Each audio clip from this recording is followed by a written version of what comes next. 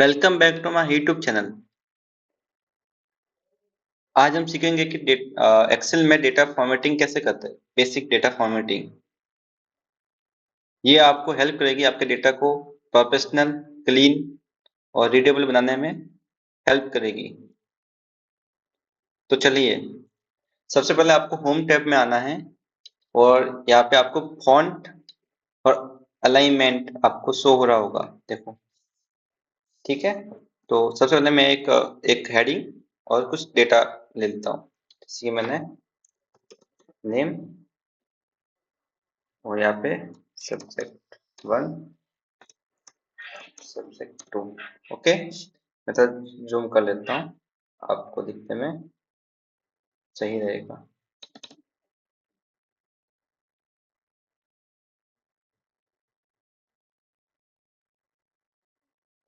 Okay, तो सबसे पहले देखेंगे फॉन्ट।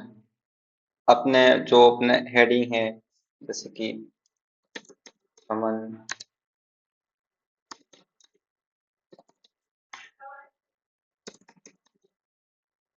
का। ओके, ये डेटा है।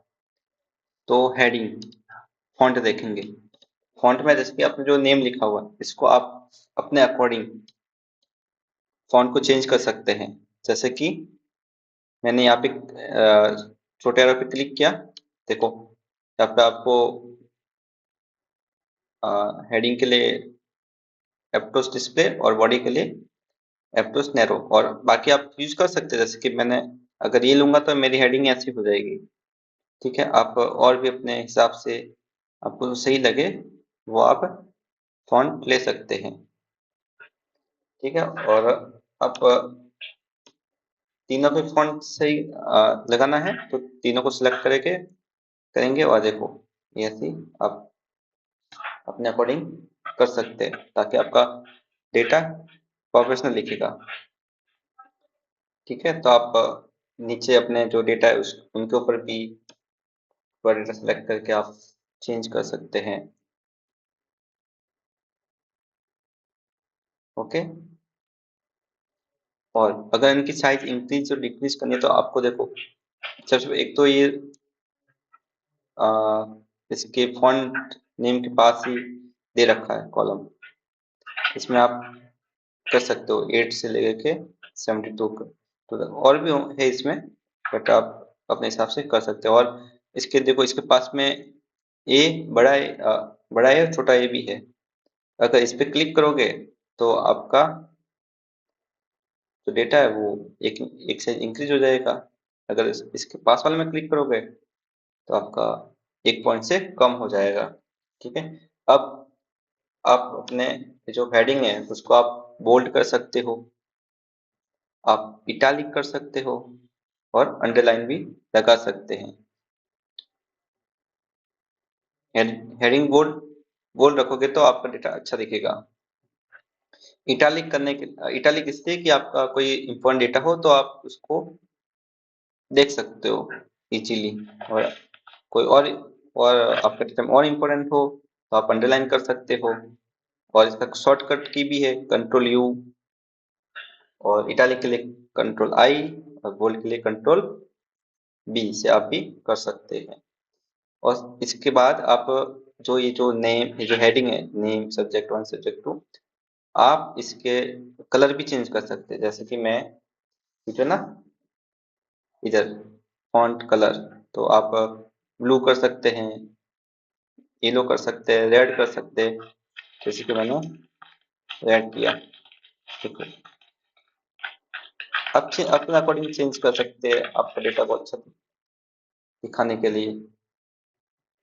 और अब नेक्स्ट है अलाइनमेंट। अलाइनमेंट बहुत जरूरी है आपके डेटा पे, क्योंकि ये आपके डेटा को अच्छा अच्छा दिखाता है। जैसे कि मैंने ये देखो, इधर पहले तो आप ऑप्शन देख लो, इस फॉन्ट के आगे ही है अलाइनमेंट। देखो, टॉप अलाइन, मिडिल अलाइन, और ये है बॉटम अलाइन। और उसके बाद है अलाइन लेफ्ट साइड में, सेंटर में, अलाइन राइट, और ये डिक्रीज और इंक्रीज इंडेंट है आपके डेटा को मूव कराने के लिए। ठीक है, तो जैसे कि मैं इसमें सेंटर अलाइनमेंट पे क्लिक करता हूँ, तो आप देखो आपका जो हेडिंग है वो सेंटर पे आ गया। सबसे बेस्ट तरीका होता है अपने हेडिंग को, अपने डेटा को सेंटर में शो कराइए, ताकि आपका डेटा प्रोफेशनल लगेगा। और आप जैसे कि मैंने लेफ्ट में है तो मेरा डेटा लेफ्ट, और राइट पे क्लिक करूंगा तो राइट में आ जाएगा। देखो अब मैं इंक्रीज और डिक्रीज इंडेंट दिखा बताता हूँ। अगर आप इंक्रीज इंडेंट करोगे तो आपका डेटा राइट में शिफ्ट होगा, और आप डिक्रीज इंडेंट करोगे तो आपका डेटा वापस लेफ्ट साइड में आ जाएगा। ये है अलाइनमेंट। फिर आप इसमें लेफ्ट साइड राइट साइड ये आप कर सकते हैं। और आप अपने एक और फीचर है इसमें, ओरिएंटेशन। ये क्या काम आता है? ये आपके टेक्स्ट को vertical, angle, clockwise, anti clockwise, up down आप ये कर सकते हैं। ठीक है, अब होता है कलर।